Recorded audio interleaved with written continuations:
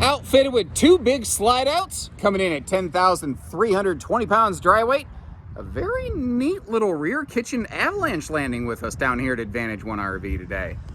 Welcome, by the way. My name is Josh. I'll kind of be your tour guide today. If you're not familiar with Avalanche, it's one of those kind of sleeper brands. It's a good brand that's out there. We don't carry them at Haylett RV, but I still have plenty of respect for them because basically it's a sister to the Montana High Countries we carry. It's built very, very similarly. Find a lot of same outfittings. Now, remember, you've got to look at this one a little bit through the lens of time because we tend to look at everything like it's new. And we do show a lot of new RVs and late model used stuff here at Advantage One and at Haylett RV. Got to remember, this one's got a few more years on it, but overall, a little bit of wear and tear on it. I think that this is something, if what you're looking for is like, okay, I want to get something on a budget and I want to put a couple personal twists to it, I think this is just begging for that kind of use right here.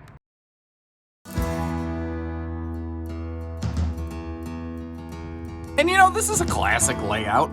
It's just a very traditional rear kitchen, but I've always liked them because this floor plan, this design and concept, it does a lot of things that I like very well. First of all, you know, I get that we're very entertainment focused in RVing today, but this was developed at a time when things were very personal focused. Like you'll see that, you know, we'll get to the entertainment center in a second, but everything kind of focuses inward. All the seating focuses inward. And actually, I'm looking at this and I realized that the folks played with the seating.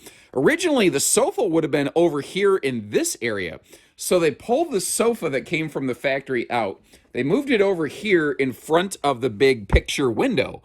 And that is something, you know, the shades are even half drawn-ish, maybe a third drawn, whatever you want to call it. That's a nice big campsite viewer right there. Not to mention all the windows wrapping around kind of the back wall over here into the kitchen area. Gives you really good views. Plus, you've got all the windows over here on the Super Slide, which is another one of those giant panoramic windows. All these things open for airflow, by the way. But this is what I like about it. Everything focuses inward. It's all about whether you're, you know, just a couple or if you're entertaining friends because, you know, rear kitchens to me, they're an awesome model for living at a destination or spending extended time at a destination because you get all that storage and all that super functional prep space. This is not a floor plan for somebody who eats at McDonald's every night. This is a floor plan for someone who's actually going to do some cooking in the camper.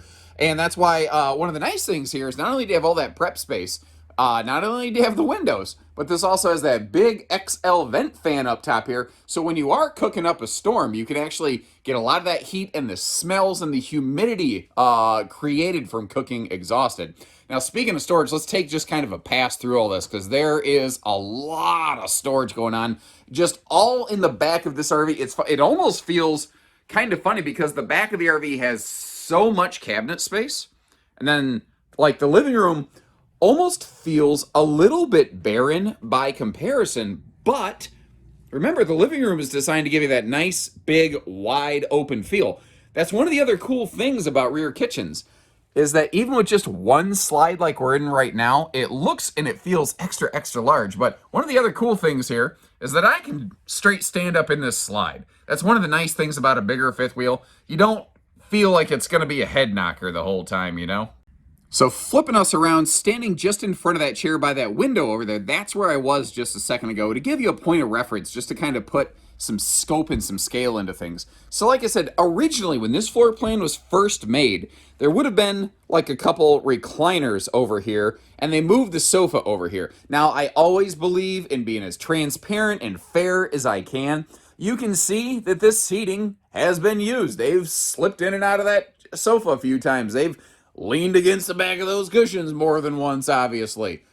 But that's the sofa's job, you know. It's you sit there, and sometimes it has some wear and tear. I tell you, a great solution for that very low budget and very nice, and lets you do some customization, is find like a embroidery shop or something like that, and have them measure that sofa. You might have to take the RV near the place, obviously, but have them measure the sofa out and come up with some kind of like a slip cover, and you'll make that thing basically look new. They can make those things fit very nicely, and it doesn't cost a whole lot of much of anything. Now the TV, obviously, for the most part, when you're sitting down, you're like, oh man, that's like a neck wrecker entertainment center. That's part of the reason that they kind of move that one chair. I'm guessing there was originally two and now there's just one, so that you can pivot this around. But you see how there's a little buckle strap on here? That TV can also be pivoted, so you can always move that screen to face the direction where you're seating most of the time. Or, if you are sitting back here entertaining friends, that's I love rear kitchens because I've always called it like the entertainment floor plan. Because when you do have friends over, you kind of have like a little social scene over there. You're sitting over here, you're playing some cards. By the way, bonus points in the comment section for anybody who can spell the card game euchre correctly. That is a wild word. It's got to be some kind of crazy German, European origin. I don't know. I just know that I know how to play it and I love it. And when I go camping, I am cutthroat when I play some euchre. Ooh, I like that little extra kind of drinking water fountain that they have over there. That's a nice little touch. Moving upstairs here. Neat little thing. I love that double window in the hallway. Once again, opening things up, giving us some light and some airflow. And are you noticing how all the windows have two-section day and night shades? Now, over here, it's very nicely hidden away behind that mirror door, but that is going to be like our command center, where all of our buttons and bells and whistles and whiz-bangs are located. But a neat little touch. Place to keep your keys above that. Just kind of out of sight, out of mind, and up away from the little hands, the little kid hands who have a habit of grabbing stuff and, leaving it, dropping it in the couch, whatever. Not saying I've done it, just saying I've done it. Now, I did a little David Blaine teleport magic, and I've got myself up here in the bedroom right now. This is a dual entry bed and bath. But I kind of need to come at this bathroom from two angles, just the way that the door is open. Now, just like we saw in the kitchen, you've got another one of those big vent fans in here, but that is one of the rain censoring jobs. So if you do happen to leave that open and you leave for a while, and can you believe this, guys, but every now and then, the weatherman does get it wrong, and sometimes it rains when you're not expecting it. Thankfully, you won't come back with a big old puddle on top of your toilet seat. That only tends to happen when my Uncle Gary has one too many Keystone Lights. And, we're we're not going to get into that. Good legroom in here, by the way. Nice little segue there. And I like this little corner stand these folks put in. Little place to keep some extra, I don't know, what'd you put here? Toilet paper, toiletries, just decorate it. Whatever works for you, I suppose. Then from the other direction here, big sink. And, plenty of storage below that sink as well. Now, this was made before we had these big, giant, 75-inch showers or whatever in the RV industry. It is a corner angle shower. I know that some of the real bigger folks, some fluffier folks, American-sized, whatever you want to call it, you might have a little trouble with elbow room in there. I'm a bigger guy. Yeah, I might bump my elbows every now and then. I'll get through it. I think it all depends on what you're looking for out of the RV and what your expectations are. I just want to make you aware of those little things that I don't know that everybody else, maybe just because they don't camp, they're always in tune with, but I know that I hear that a lot from you folks, so I try to, just as a courtesy, point those things out.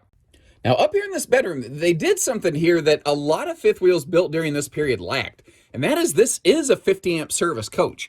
Now, when this was originally made, very rarely did you actually find a second AC ordered from the factory level. The good news is that is second air ready, and this is Advantage One RV, where we sell these RVs on behalf of their owners. Think of it like real estate. But just down the street, our sister store, Haylett RV, less than a mile away, we have the ability, we could get all that stuff done for you. And, if you needed that lumped into, say, financing, into a payment, we can get quotes. We can do all that stuff for you, just like we were at Haylett. So keep that in mind, even trades. That is a 60 by 80 True Queen. This floor plan is not king capable.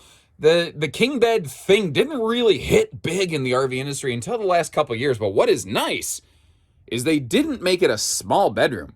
You can straight easily walk all the way through here, and the storage in this bedroom is fantastic. And really, it's interesting because you kind of see a little bit of the DNA predecessor of a lot of today's big fifth wheel bedrooms laid out here. If you're looking at an RV fossil record, so to speak, it looks vaguely familiar. One of the things that manufacturers used to do more often, and they don't do as often anymore, is you don't realize it, but that is combo washer dryer ready. Behind those drawers, there is a washer dryer hookup. So if you are looking for that more, I want to stay in it more, you know, like a full timer situation or a seasonal site, I don't want to have to go to a laundromat, you can sacrifice those drawers, remove those drawers, and put a Combo-Matic washer dryer in there, and a very classic swing out TV design. Once again, this was made before we felt we needed the 50-inch flat screen straight across from the bed every single night. Although, I suppose if you wanted to, you could try to find a way to pull that cabinet down, mount a TV up there, but I think for a lot of folks, this is probably going to work. You could still go with a little bit bigger screen than they have over there, but that articulating swing arm mount so you can pivot the TV down toward your deck is definitely going to be something that you want to, you want to keep something like that. And I tell you, I mean, we started on the inside, but the first thing that caught my attention on this RV was how nicely kept the exterior was. I've seen a lot of used RVs in my career now, and especially Keystones in this age period, I've seen a lot of flaking and peeling decals, and there's not even an inkling of that crap on here. This was either stored under a cover inside, or these folks must have been rubbing it with an aloe-laced diaper periodically. This thing looks fantastic here. The only real glitch, I guess you could say, I've noticed on the outside here is I noticed that the struts to hold this baggage door are just not here. Now the mounts are here. It looks like they may have intentionally been removed because nothing looks broken. So I don't exactly know what's going on there. I know that if the only thing you need to go camping with this is a couple struts, give me a call. We'll work stuff like that out, guys. Well, I'm sorry, I said give me a call. I mean give us a call. It kind of throws people off. I'm just the video guy. I'm not in sales myself. A lot of folks call and say, hey, I want to talk to that Josh guy. I want to buy a camper from him. I am one of Mr. Haylit's sons. This is my family-owned business, you know. I'm a big part of the equation here, but I'm not in sales myself. I'm happy to always answer a couple questions. Leave me some comments, and I'd be happy to do that for you. But please, just give any of our team members here a call. And anytime you're buying from Advantage One or Haylit's, you're kind of working with me, I suppose. Not that it matters. Moving on. Privatized enclosed docking center, as is pretty common on big fifth wheels, but I do like to point that out in case this is your first time around. Maybe, I don't want you to I don't want to take things for granted. These also have a really good extended season package. If I get you down here, she is enclosed, she is insulated, heated, all that good stuff to get you through the rougher weather. Although, I mean, if it's going to be Arctic freezing, you got to take some extra precautions like skirting and things. Yeah, on any RV, frankly, not just this one. Another thought just occurred to me, because so many fifth wheels have giant slides on the door side. This is one of the few that doesn't. Now, that's a more classic thing. More fifth wheels used to not have slides over here on the door side, but I thought if somebody was going to build a deck onto the side of this, this is an awesome deck camping RV right here. You'd have just all kinds of personal patio space. You could put a deck on it. You could throw yourself like a little easy up screen room in this area over here since there's only a forward awning. That would be cool. That'd be very fun, actually, I think.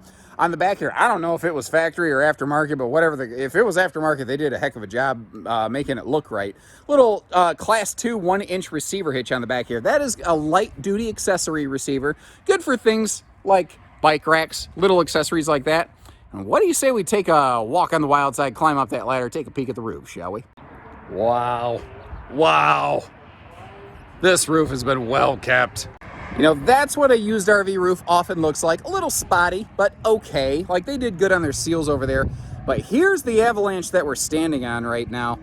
It's obviously the roof has been cleaned and conditioned with regularity. They were on top of their seals and maintenance. I can see it's gone through a full peel and seal at some point. Plus, they're doing their touch-up beads. This is everything you're supposed to do to an RV's roofing. That is how they're supposed to look. So that's my take on her, folks. Let me know what you think. You like what you see here? Click the little like button, because, like means like, right? Subscribe to us here at Advantage One and Haylett RV to always keep in tune with everything that's flowing through, because stuff is going fast. So if you are looking for something, when these videos come out is the best time to be on the phone right away. And any other questions you have, give our team down here at Advantage One a call. Even if you just you're like, hey, okay, what would a payment on something like this be? Can you do hitching? I have a trade. We can do all that for you. Just need a chance to meet you, folks. Easy, right? That's what camping's supposed to be. A little easy, a little fun. So take care, stay safe, have fun. Have an A1 day, everyone.